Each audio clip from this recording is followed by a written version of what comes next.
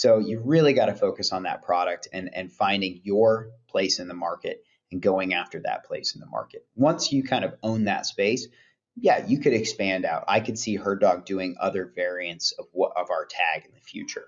But right now, we have a very specific place for feedlot cattle, backgrounding cattle, developing heifers. We're not going to go after GPS tags. We're not going to go after geofencing. We're doing a little bit of branching out into other species, but purely as a testing platform. We're focused on beef cattle. We're focused on our market ahead of us.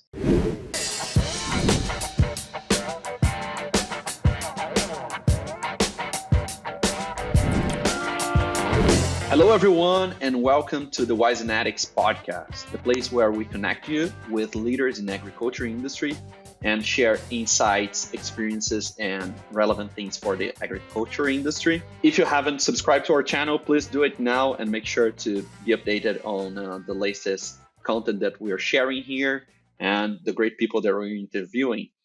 Today, as usual, we have another amazing guest speaker. We are talking today with Andrew Uden. He is the CEO of HerdDogg. And Andrew has this great background in the industry. He went through different companies and organizations, always connecting the agriculture industry with technology and innovation. Today, he's going to be sharing and bringing some unique perspectives from his work in the industry and his leadership, his experiences, not only in the US, but across the globe. Welcome to the podcast, Andrew. Hey, thanks for having me. I appreciate getting me on and enjoy the opportunity to talk about what we're doing at my current company and just the trends and everything we see going on with production agriculture today. That's awesome. Well, me and Andrew, we had the opportunity to meet in the past when he was working in a different solution, more targeted to the swine industry. Today, his focus is in the cattle business, back to cattle business, as he had this previous experience. And for us to get started here, Andrew, could you share a little bit more about your background and how your journey in the industry led you to HerdDogg? Yeah, so I grew up in central Nebraska. Our family, primarily, we were cattle feeders. So my dad in the early 80s built a cattle feeding operation that continued to grow. It's still growing today with 4 other families. And all the families were really involved, but my dad was the manager as well as one of the owners. So I was involved very early on. I remember going out and washing tanks and cleaning the processing barns when I was 8 years old.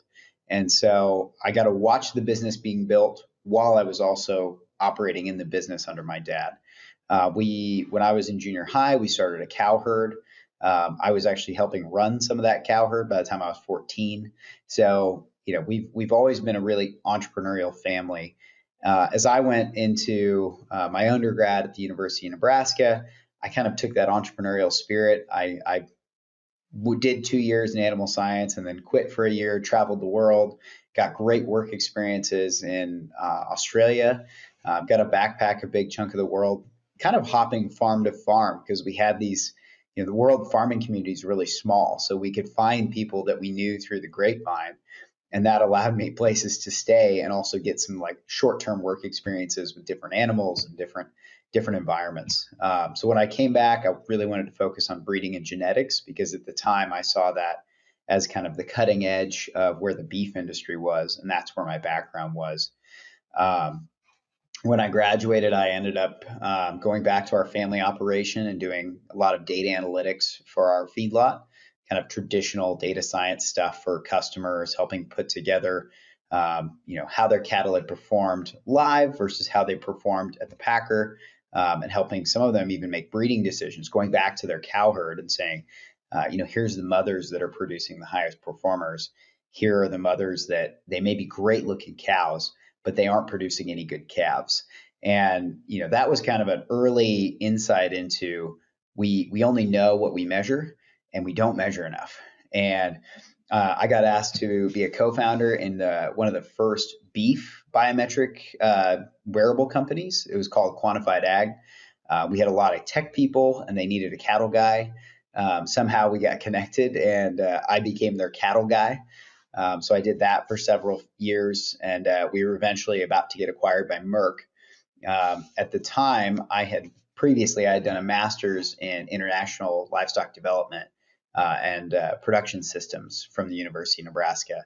And I got called to do consulting in East Africa. And I ended up building a business and moving over there for a couple of years. At one point, we represented about 10 US companies bringing their technologies to farms in East Africa. That was going fairly well. We had some large seed farms. Obviously, COVID put a stop to a lot of the international travel. We couldn't ship a lot of things because all the ports were closed. I did some going back and forth, but I needed to get my family back to the U.S. And that was a great experience. I was deeply involved in more of the agronomic, irrigation, well monitoring, all these things that were kind of just a few years ahead of any technology coming to the animal industries. And so that's helped me bring this mindset back into animal agriculture. We were getting soil moisture, temperature, nitrogen level readings in real time on a farm in the Tanzanian highlands that we didn't even have an agronomist because that didn't exist in Tanzania. And then, going back to on my farm in our family farm and feedlot in central Nebraska, it was like, we kind of know how much nitrogen's in that field, and it feels a little wet, so it's like, okay, we can obviously innovate a lot more closer to home. When I did come home, I started a genetics company with some friends. We bought some elite Holstein cows, so that kind of got me deeply embedded into the dairy industry with a handful of elite dairies, and we ended up trading embryos all over the world for a couple of years. That business just shut down because the two other partners started working for other reproductive companies. You build something, you get successful, and people try and steal all your talent away, and that was fine. It was a good insight and opportunity into kind of global commerce. We developed a ton of markets in Asia, which was really exciting. We got a lot of elite genetics spread around the world, and I kind of got to use my genetics and repro, addiction, for lack of a better word, because we could make really quick genetic changes in these herds that were 40 years behind where U.S. production was. So that was really fun. At the same time, I took a company, this is where you and I met. I was with a company called AutoMed. They make smart syringes and automated drug delivery systems primarily for the swine industry. There's a few beef guys using it, but it's primarily used in large hog operations where they're giving 10,000 shots a day to feeder pigs and weaned pigs. So I got to get into the pig industry. I got to see kind of where they're at innovation wise. They've got controlled genetic nucleus farms. They've got really tight operating crews that, they need to know the delivery of every single vaccine because there's so many more endemic diseases to the swine industry. PRRS, and then our Asian clients were really dealing with swine flu at the time. And they didn't have great vaccines, but the vaccines they had to have 95+% delivery. And when you're doing 10,000 hogs, your hand gets tired. You may not get the full dose in the pig. So that's where our syringe came in and can measure those metrics and make sure that the workers got the pigs vaccinated accurately. As I left AutoMed, I had some friends on the board of HerdDogg. They actually, which is my current company, they actually kind of called me. It's almost like it was planned. They called me about 2 weeks after my non-compete with my previous company was off, and they said, "Hey, you already helped build one biometric ear tag. We have another one that we think is unique and maybe a few years more advanced in technology. Would you be interested in looking at it?" So initially, they sent me some prototype tags, which were not the best tags in the world, but they worked. And they worked better than I thought a prototype should. So this was a prototype they sent me, and I just, we didn't. My wife and kids more than anything kind of fell in love with it because it was so easy to use. We had tagged a neighbor's show cows. In real time we could see what their data was. There were tons of things that were not commercial about that system, but when the board came back to me, they said, "Well, what do you think?" And I said, "It's got all the power in it to go and do what the industry needs. It's just not commercially ready." So They asked me to come on about 2 years ago to become the CEO and take it from that prototype to the commercial tag that we now deliver to customers. We just went into our third or fourth country. We're putting thousands of tags on every month, and we're finally getting to that inflection point where we're not a startup anymore, and we're commercially viable in the industry, trying to go after these big industry trends and headwinds that are kind of shifting against the producer. So we're trying to put tools back in their hands that allow them, competitive advantage and the right to operate going into the future. Andrew, this is some very interesting background, and with a few minutes of conversation, it's clear for us like how rooted you are in the agriculture industry, into the cattle industry, entrepreneurship, and innovation.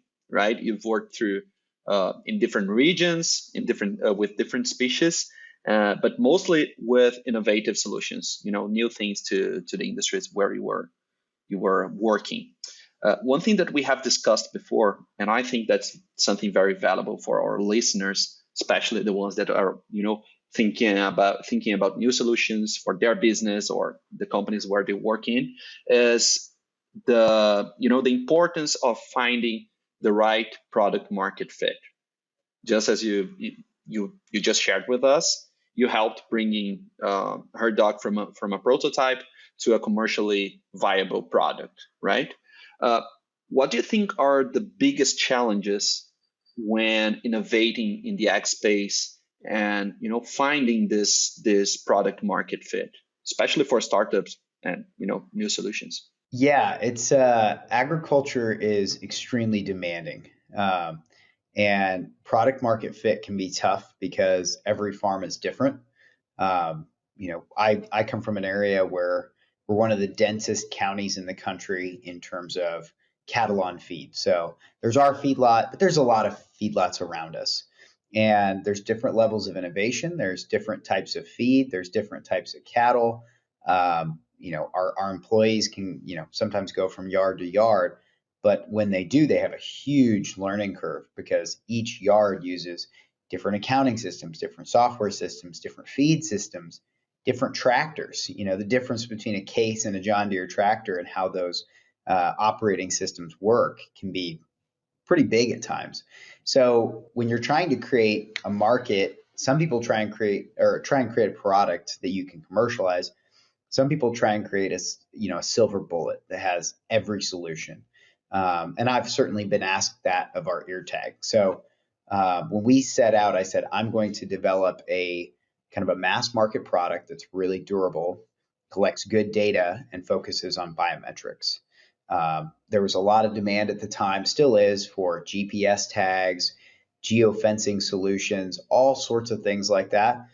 But I could go from a affordable tag for the mass market to a specialty tag that only the top genetic producers can afford very quickly. So you have to set your boundaries and you have to know who your target market is, and then try and find a solution that works for the greatest part of that market. So like with HerdDogg, we had a prototype that collected data really well and focused on biometrics. It wasn't rugged. It wasn't very visible because you have to have some form of light on the tag to identify the sick animals. And so they broke a lot. So we had to ruggedize it. We had to add lights. We had to add signal strength so you could have more distance because cattle, your operations are getting bigger and bigger with more cattle. So you got to be able to reach out a little further. So we kind of put all that together. The other side of it is it's got to be able to have backups. All of these systems in agriculture have to have backups. When I sit in an office, like I just watched a commercial for backup internet for offices, and I'm like, this is just coming to office buildings. Like our feedlot has, cellular internet and fiber internet, and we've got a backup, like HughesNet system, beaming internet. Like we've got all these systems because if it goes down, we've got 50,000 cattle to feed, and it's and then we've got paper. We've got everything written down on paper just in case all of our backup systems fail. that's the nature of agriculture. It never stops. There's no 9 to 5. So your system has to work within that. So you're pulling together a lot of very complex systems into one product. And if you're not careful with that product, you'll then put a lot of features into it that it just increases your cost. It increases your need to hire more people just to operate the basic system. So you really got to focus on that product and finding your place in the market and going after that place in the market. Once you kind of own that space, yeah, you could expand out. I could see HerdDogg doing other variants of our tag in the future. But right now we have a very specific place for feedlot cattle, backgrounding cattle, developing heifers. We're not going to go after GPS tags. We're not going to go after geofencing. We're doing a little bit of branching out into other species, but purely as a testing platform. We're focused on beef cattle. We're focused on our market ahead of us. And that keeps our product somewhat narrow, but very, very well functioning and operating to the needs of our producers. Interesting. So I'd say that the main word here is focus, right? Understand the challenge you're trying to overcome or the pain you're trying to ease, and focus on that, so you're not just like a all-in-one solution, complex, expensive. Yeah. And I learned a lot of that from the genetics side, right?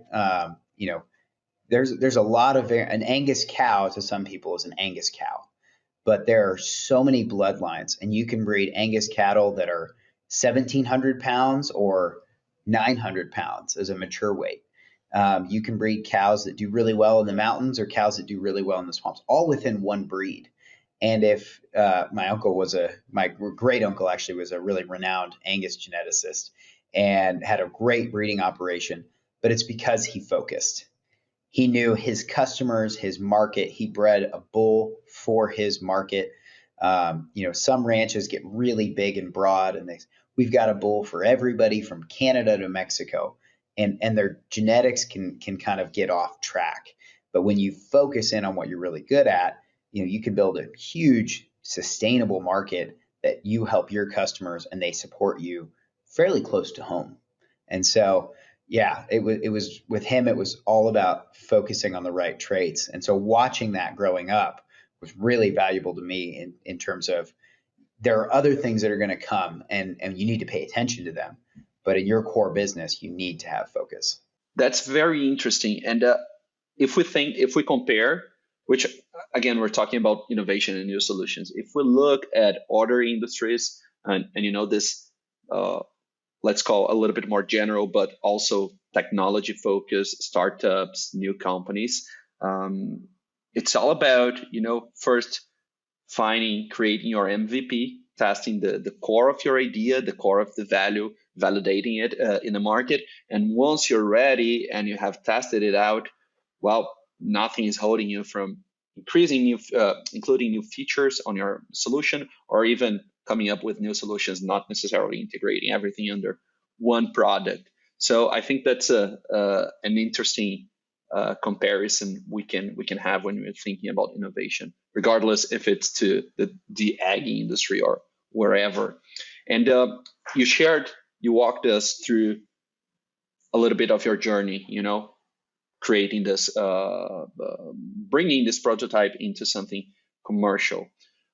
What do you think are the key lessons you've learned throughout this process in HerdDogg? It takes, this is all entrepreneurship, but it takes, the joke is twice as much money and twice as long as you think it's going to take. We've been able to be very scrappy at HerdDogg.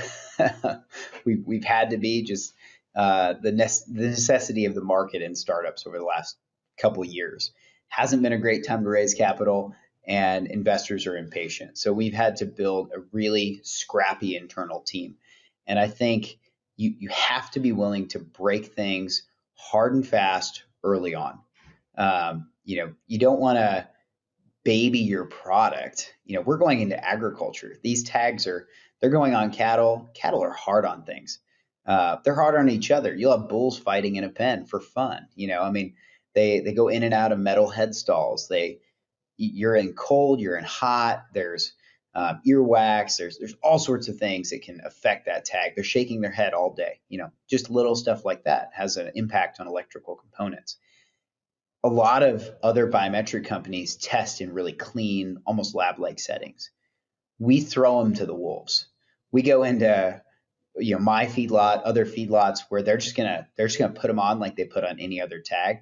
They're not going to give it any special treatment, and if it breaks, and they tell us. And so you have to be able to respond to that and not be scared of breaking it, because every time we broke something, it led to the next one or even two steps of innovation to make a stronger, more ruggedized product, better data collection, faster data collection, to the point where our customers now are like, this is really unique. A lot of other products just haven't gone through that ruggedness testing, and that's big in ag. I mean, we break everything as farmers. I've had a friend that was in the military, and he said the only people that can break something faster than a Marine are a farmer. And so we've had to, we realize that about our customers, and we have to find that, balance of how do we break it and how do we fix it fast enough, and not just quick fixes either, right?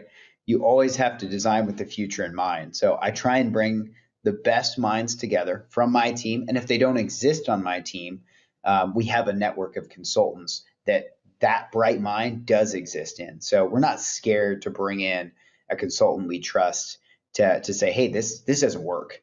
Or if this is your quick fix, it's not going to last in a year or in 6 months. So they help us find the solution that's going to go the distance. And then our team implements that. And then we go back and we try and break it again. And every time you do that, you're making a better product. You're putting it in the hands of a future potential customer that if they see it work, or if they see you break it, a lot of them are pretty forgiving, right? If they see you break it and then fix it and it works now, that is exciting to them because they know you're reactive. They know you're listening. They know you're trying to, sustain their needs for the product that they want to see. So people get scared about, if I break it at this farm, they're never going to use it again. The guys who've seen it break the most are some of our best customers today. That's interesting. Two lessons for me here are, first, it's clear to see like this important step about testing your products and validating them in real scenarios, not in a safe space, but the closest possible to how they're going to be used at the end. So that's lesson number one. And the second one, which is not a new lesson, but if we think about it, when we have a problem with a company, that problem, from the company perspective, that can be an opportunity for you to, to create a new advocate to your product and your brand, right? It all depends on how you're going to react with the problem that happened. So that I think that's applied to most of things in life. Yeah. When we have a problem, but you have a good customer service, you see they are worried about it, they want to help you and make sure that you don't lose anything with it, and you actually take advantage of it. That changes the whole perspective on our perception about brands and companies. Yeah, I mean, I have a good friend. He's on his third Tesla. He bought like the first Tesla, I think, in the state of Kansas, and he beats him up. He treats him like any other car, and his first one did not go well. That was when Tesla was having all their battery issues, and there were no chargers anywhere. Then he got his second one, and there were more places to charge, and it charged faster, and there were more features. And now he's on his third one, where he's got the dynamic auto drive, and he's just like, this is amazing. And I'm like, are you going to keep buying Teslas? Because I'm still an old school truck fan, right? We're on the farm. We like our pickup trucks. We like our diesel trucks. And he's like, yeah, why wouldn't I? Like, every complaint I've sent in, they've responded to, and they've only gotten better with time. And so we're hoping as a data analytics and an advanced hardware tech company, we can have that same thing said about us in the future of, hey, this product only continues to get better. It only continues to improve. They listen to us, they serve our needs, and we're going to grow with them. We're going to keep being a customer. I think that's the biggest thing. I'm trying to build that culture in our team of, we need to have great customer service. We need to not be scared to fail, and we need to be in it with our customers because they're going to give us the feedback to make it better. One thing that we discussed earlier, not today, but in another conversation that we had, Andrew, is the format on how you're providing your services to the industry with HerdDogg, which is a platform as a service. This is something we see a lot in the digital and subscriptions, and it's quite common right now in other industries. But at least on to my knowledge, it's not something very frequent in agriculture. At least I don't know. Can you walk us through a little bit how is it working, and also how is this working for your customers? How is it providing value to your solutions? Yeah, that was an interesting development, I should say. It's hard to get people who are already somewhat strapped for cash. Farmers, cattlemen, they're asset rich and cash poor, but they need better technologies to manage those assets. And they like operating things because they can write them off really quickly, right? So that's we went through a bunch of financial models internally at the company, and we talked to a lot of customers of what's the barrier to buying more of our product. And they said, well, if you're selling me the hardware, it's just expensive up front. And the warranties, and I just don't know how all that works. And so we said, well, what if we do platform as a service? None of them knew what we meant. And I said, well, it's kind of like your Netflix account or your some of them were in rural areas, so Starlink's become a thing. And they say, okay, I kind of understand that. But when we said, okay, it's just going to be this price per month, per animal or per tag that you have in an animal, and you don't have to worry about the warranty. You don't have to worry about the service. We take care of that. Your job is just to keep tags in animals. And that tag could be in one cow for the life of the product, or it could go cow to cow to cow to cow, depending on how you want to use it and how you want to break up that fee per month, right? And that it just immediately removed that barrier of having to buy all the hardware up front, trusting that it was going to work.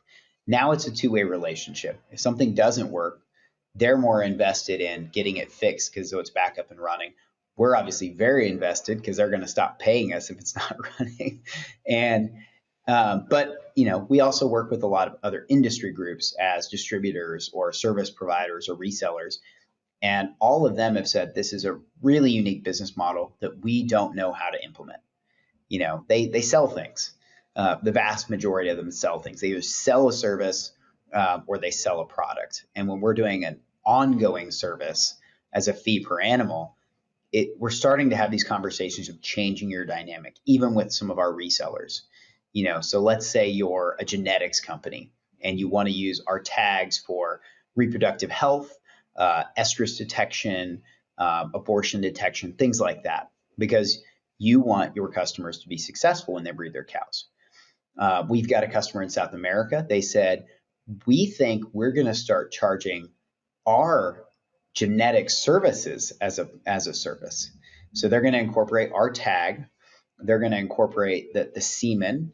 They're going to sell a breeding service if you want them to come out and actually breed your cows. And they're going to package that as a per cow per year fee. And they get a bonus if they get more of your cows bred versus the standard. And so they're like, we're selling it at the same cost, but we're getting paid every month. And there's a bonus kicker if we perform. So they've floated that by a couple customers, and the customers are like, well, yeah, that works for us. We're not paying for everything up front, hoping the cows get bred.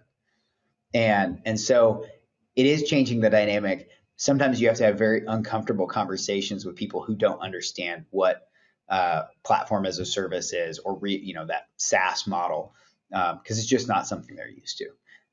But the customers like it because they're obviously not footing the bill up front. So it is meeting customer need and wants with industry partners and how they think about business. And then for us, it's also, we've got to carry the inventory. We've got to carry the service. So on our side, it's building more of a service and distribution team that can help alleviate some of those pain points along the way. So you're not only reducing the problem of, an upfront payment on their side, but you are also reducing risk for them, right? Yeah. And also, and one very interesting thing when we talk about business nowadays is you're creating a model that has, how can I say this, a more stable income and revenue stream, right? Yeah. Because you're having this monthly recurring revenue instead of peaks of sales, and then which is a big headache, right? A great month of sales, lots of money coming in, and then suddenly another month that it's just bad and everything seems like it seems to be the end of the world.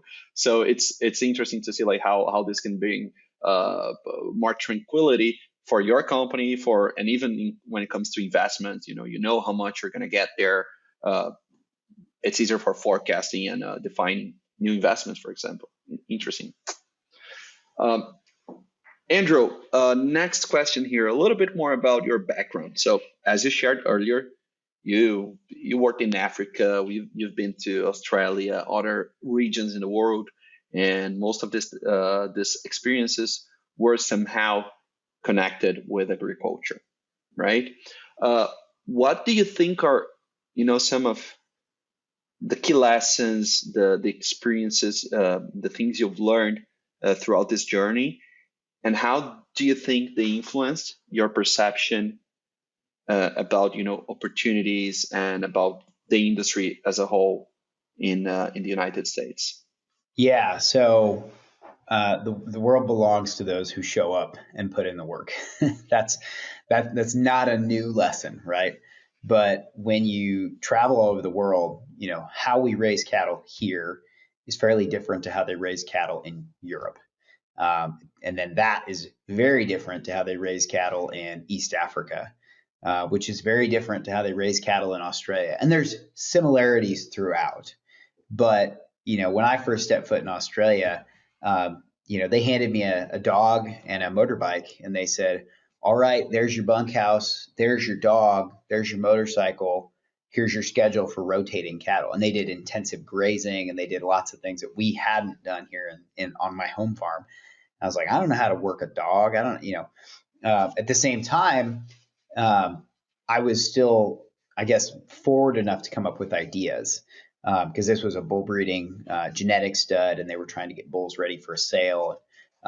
Their bulls were really green. They needed to get some more feed in them. And I said, well, I come from a feedlot. You guys are teaching me about, working cattle with dogs and rotational grazing. I grew up on a feedlot where if, we get more gain out of the cattle by feeding multiple times a day. They were just throwing out some feed in the morning and hoping the bulls would eat it. And so they said, all right, we'll do a little trial. We're going to let you get up at 5 a.m. and then at 5 p.m. feed this group of bulls twice a day. And we're just going to put out some hay for these bulls. and that kind of changed the dynamic, because then I had to, get up every morning, and I had to stay at work a little late, and it, I had to put in the work. But we saw a difference in those bulls after even a couple weeks. And they said, all right, we're going to feed all the bulls twice a day. It allowed us to get the bulls ready for the sale. So I had brought, I guess, a different idea to their operation. At the same time, they were just kind of really expanding my thoughts about, conservation, regenerative ag, intensive grazing, all these other systems that are part of that overall system. And so, you always have something to give, and you always have a lot to learn. And so it's that balance, that push-pull balance of that. I think that gets lost for people who don't travel and don't go work on new operations. And you don't have to go to Australia or Africa to realize these things. In Africa, we were putting in canal systems, and we did more with one excavator than a whole team would do with a team of excavators in the U.S. just by how we managed the operators of the excavator and what we got them to do. At the same time, we had a lot of manual labor clearing ditches and waterways and things like that. It's like, why don't you go get a mower? Well, a mower's $200,000 and employs one person.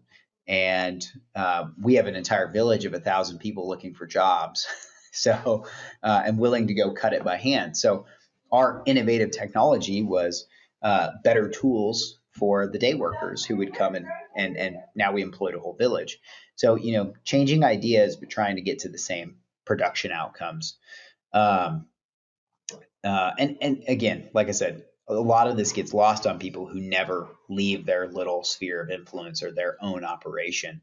I had a kid come to me when I was getting my master's. I was helping teach at the university while I got my master's. And he said, I just love how you look at things. How do I develop that mindset? And I said, you need to get out of this bubble. He was from a small farm in central Nebraska. I said, the further you go out of that bubble, the more you're going to learn.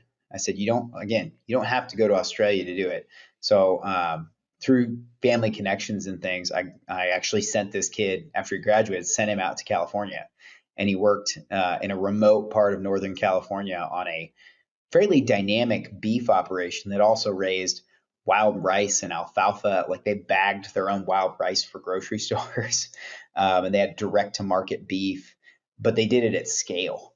It wasn't, his small 50 cow operation. It was thousands of cows and tens of thousands of acres, but in a very rural community where they employed the whole town. So they also had the personal dynamics and the community dynamics to deal with that he didn't experience on his little farm in Nebraska. And it's, I'm still friends with him today. He's very successful in his career path, but he attributes a lot of that to, hey, I got way outside of my comfort zone. Just like my wife says, I constantly lean into uncomfortable situations. And that allows me to innovate faster and faster, and develop new ideas, new skill sets. I was not a tech guy, but I spend a lot of time with our tech team, and they teach me new things every day. But, as a guy who's been spending 8 years now with tech teams as a non-engineer, I've learned to ask some of the questions that get us to the final solution. And so I think getting outside of your bubble is really important if you want to innovate. Nobody innovates in a fish tank, right? you got to get outside and go swim in the ocean a little bit. That's awesome. So basically breaking out of your bubble, experiencing new things, even if you don't have to travel to the other side of the world, but finding opportunities around you that could bring you new experiences and new perspectives. I think that's something I learned as well, as I had the opportunity to, work in different industries with different responsibilities, but also very important traveling. I had the opportunity to also lived in Australia, lived in the Middle East, and all of those things definitely helped me be more flexible and able to adjust to new scenarios and see things with a different perspective. And that's for sure something I value a lot in my life. Andrew, we are getting to the end of our conversation here. So for us to wrap up, first, thank you for all the cool insights, the perspective and innovation, especially in the cattle industry. I'm sure that our listeners already got a lot of great insights. My final question to you is about brand authority and thought leadership. Every time we're seeing the importance of establishing your brand, your company, your solution, your team as experts in the field, right? I wanted to know, how do you guys see this, the importance of establishing as a leader, the importance of thought leadership in your strategies, and what you do today to, accomplish that? Yeah, that's hard for me. I tend to be a product of my father, who very quietly doesn't go out of his way to promote his business, but has grown a very successful business through quite a bit of humility. And now we're going into the society where you don't have to shout from the rooftops, but you have to be seen to be relevant.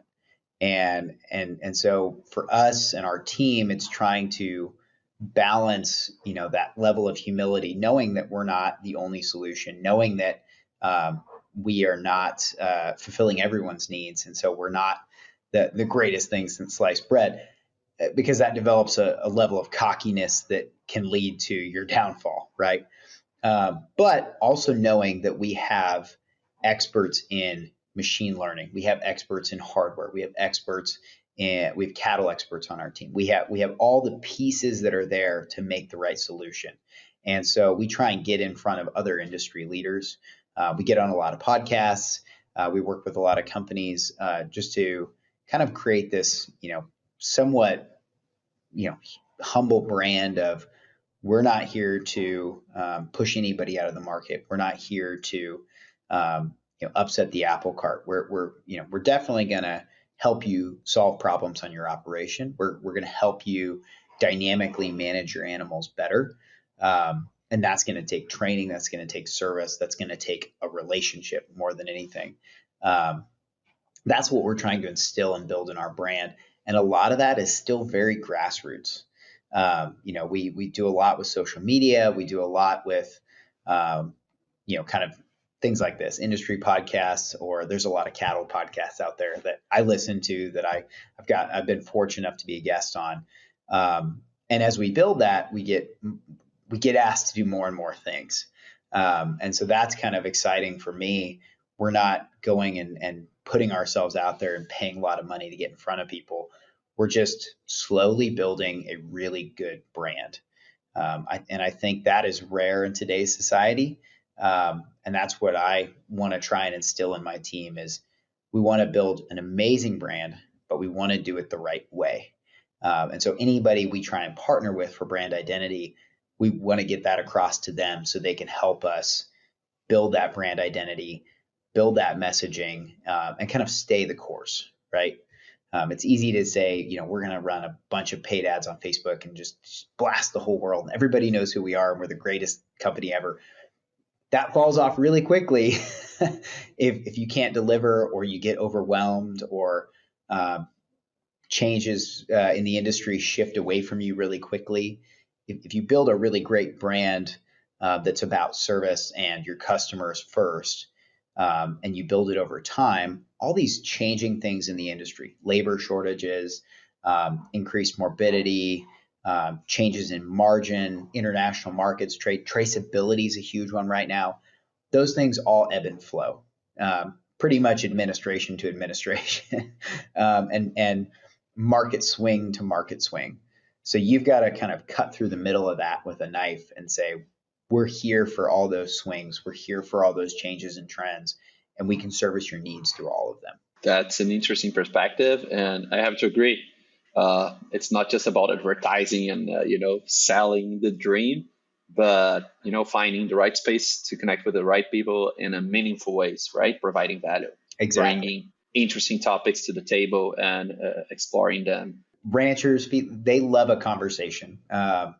I tell my sales team, I had a really aggressive young salesman. He's very good, but when he came in, he's like, I'm going to hit 5 accounts a day. And I said, between coffee and talking about the markets, you'll be lucky to hit 2 accounts a day, because these guys want to develop a relationship with you. And the more he understood that, the better his numbers got, right? So it just takes time. It takes relationship. Absolutely. Andrew, thank you so much for your time. It was a great conversation. Again, lots of cool insights, about innovating, about finding the right product market fit, and about the industry. I'm sure that our listeners enjoyed a lot this conversation. Last thing is, if anyone wants to connect, learn more about you, your work, or about HerdDogg, what are the best channels for that? Yeah, so they can go to HerdDogg.com, learn more about our product. There's a lot of kind of links on there to our white papers, to case studies, to demos, anything they want to know. We're kind of right on the spot to get them that information. On social media, we're on Facebook, Twitter, LinkedIn, Instagram. I'm not on a lot of those accounts, but I am on LinkedIn, and they can message me directly to kind of open a conversation if they want to have that with me. That's perfect. Well, thank you so much. And for you that is there listening to this great conversation, thank you for your company. We really appreciate that. I hope you enjoyed this episode. as much as I did. Again, if you haven't subscribed to our channel, please do it now. Make sure to be on top of the conversations we're having with the industry leaders. And I hope to see you in our next episode. Until next time.